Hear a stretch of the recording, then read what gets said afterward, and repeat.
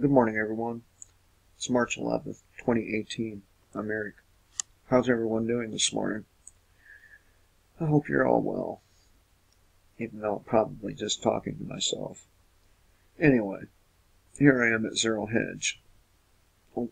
Colonel says Israel is dragging the United States into World War III. And of course, this is the area of the world where the Bible, Book of Revelations, claims Armageddon will occur. So let's check out what it has to say here. And this is, and I'm not going to try to pronounce his last name, but it's authored by a dude named Darius at the antimedia.org. Israel is in the process of plunging America into a war with Iran that could destroy what's left of the Middle East and ignite a third world war. Colonel Lawrence Wilkerson, former Chief of Staff to Secretary of State Colin Powell, warned in Washington approximately a week ago.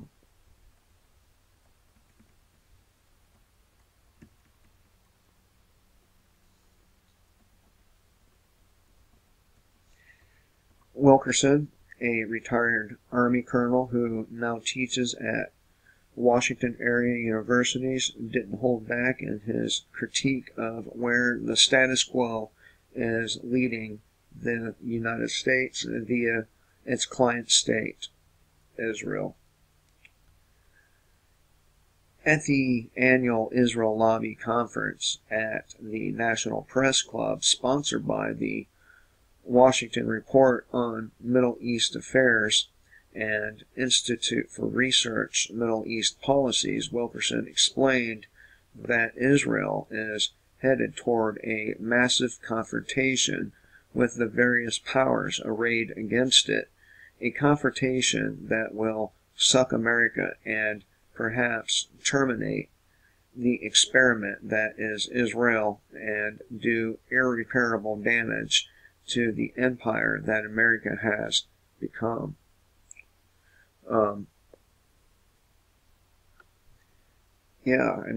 Israel, I think, is one of the worst relationships we have, one of the most damaging relationships we have with a foreign country.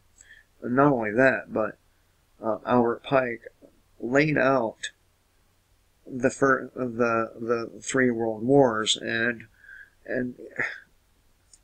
I mean, we can't deny the accuracy of that letter. We can't deny that the Christian world, the Zionists, are being pit against the Islamicists, and that is the whole point. One of the principal antagonists begging for a war with Iran that Wilkerson identified was none other than Avigdor Lieberman, Israel's Russian-born defense minister.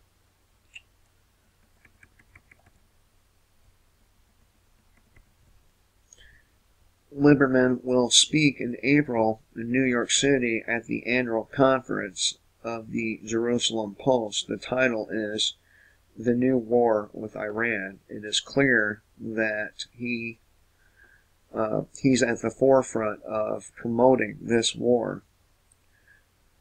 And nowhere does my concern about such a war focus more acutely at the moment than Syria. Yep. Got a lot of shit going on in Syria. Just because I haven't talked about it doesn't mean I'm not paying attention.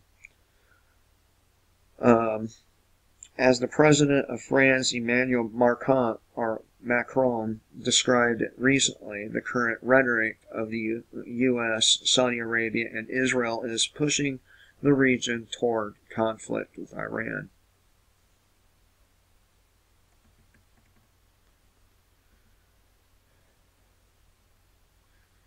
Despite Prime Minister Benjamin Netanyahu's incessant denigration of Iran including claiming the greatest danger facing the Jewish state is the Islamic Republic, a country he accuses of fanning the flames of anti-Semitism.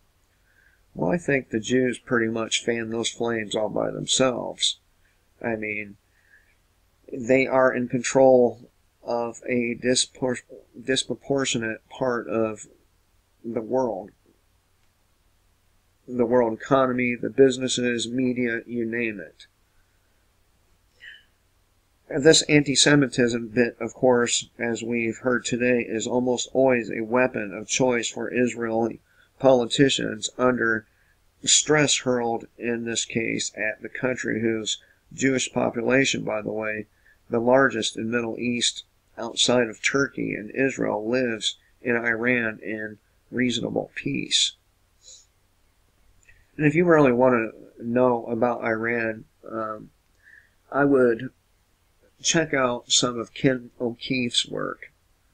He's been there many times, and so he continued, and don't forget that these words were uttered by the man who, as we've heard today, is doing everything he can to expel dark-skinned African refugees, largely from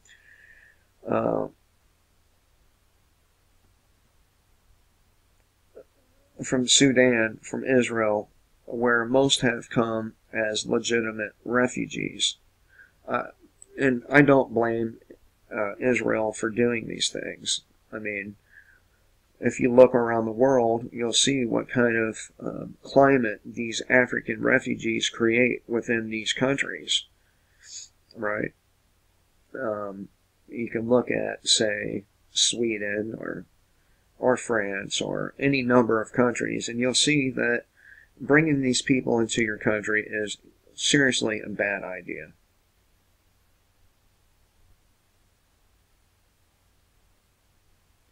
Wilkerson highlighted the hypocrisy of Netanyahu and his cohorts in more ways than one. For example, Wilkerson referred to Netanyahu's grandiose speech at the Munich Security Conference, in which he directly challenged Iranian Minister of Foreign Affairs Mohammad Zarif while holding remnants of a drone allegedly down over Israeli airspace.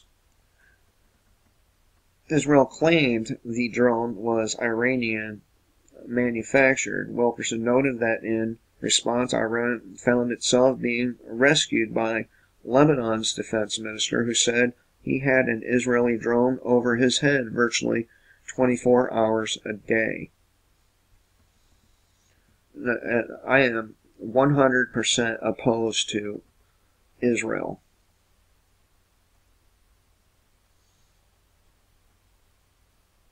And I know a lot of Christians will say that I'm condemned to hell or something like that for not supporting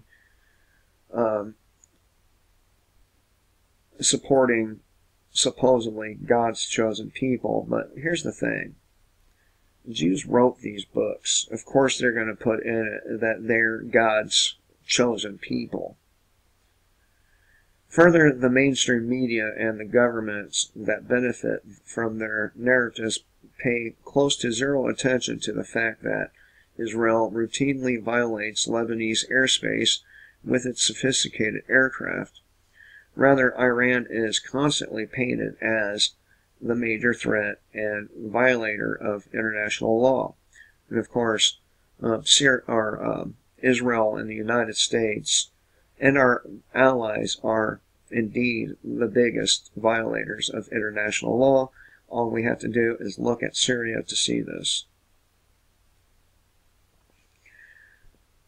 Of late, of course, Wilkerson continued, Tel Aviv is increasingly using Iran's presence in Syria, its support for al-Assad, and its alleged drive, and I love this one, and my military comrades love it too, from Shia corridor to Tehran to Aden, as the hoary beast that must not be at any cost, including, of course, America's treasures and lives, as his probable cause of accidental prompt for action.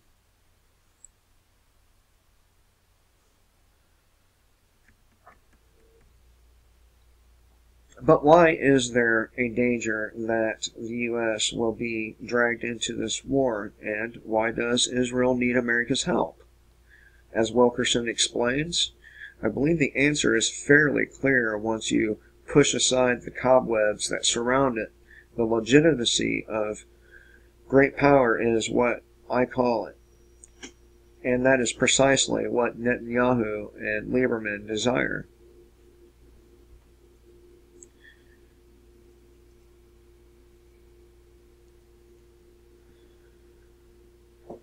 It is also what Riyadh desires, especially with the new boy, King Mohammed bin Salman, now an erstwhile ally of Israel.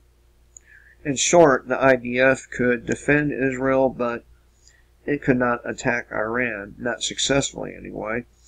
And were it to do so, it would be damned internationally and thus isolated even more than it already is today, perhaps devastatingly so.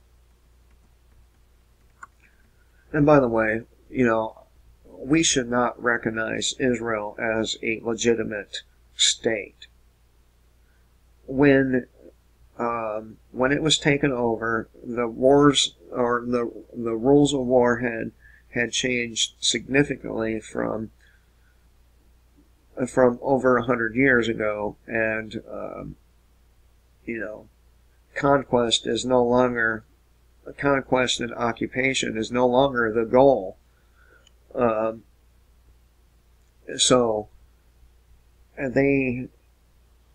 I shouldn't say the goal, the norm. Let's see. How long is this? Yeah. I'll put the link in the description box for this video, so you can check it out if you wish to. Again, I'm probably just talking to myself, so. Last year, a top Israeli general tasked with writing his country's defense policy admitted that Israel cannot take on Iran's military alone if the day should come that the regional powers face off in a direct military confrontation, saying they would need to rely on the U.S. for assistance. And I see no reason for the U.S. to continue to give Israel any assistance. I mean, the taxpayers of the United States, the tax cattle, the tax slaves,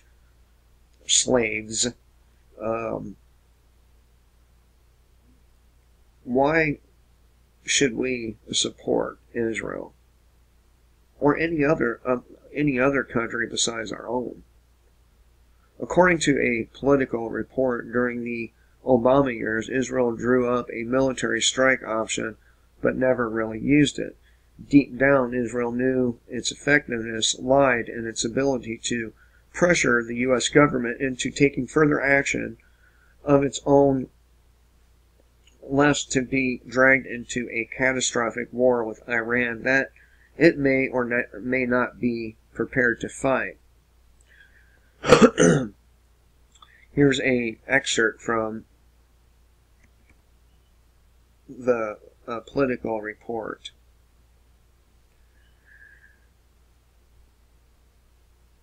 The Israelis ordered the Israel Defense Forces and the intelligence arm to prepare for a huge operation, an all-out air attack in the heart of Iran. Some $2 billion was spent on preparations for the attack and for what the Israelis believed would take place the day after a counterattack, either by Iranian warplanes and missiles or by its proxy in Lebanon, Hezbollah. The latter could be used either The 50,000 missiles it had stockpiled by 2018. Israeli intelligence estimated the number had increased to 100,000, or it could activate its terror cells abroad with the assistance of Iranian intelligence to strike at Israel or Jewish targets. This is what it did in 1992 and 1994 when it responded to Israeli attacks in Lebanon by blowing up the Israeli embassy in Benos. I'm not really sure how to pronounce that. And the Jewish Community Center, AMIA, in that city, with a massive number of casualties in both attacks.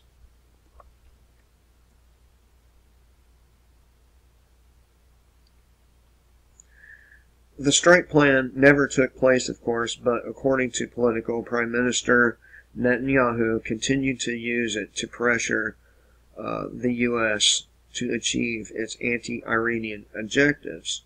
Every day, the likelihood that a war might erupt between Israel and Iran, in turn involving the United States, which has sworn to come to Israel's defense if attacked by Iran, continues to inch that much closer to reality.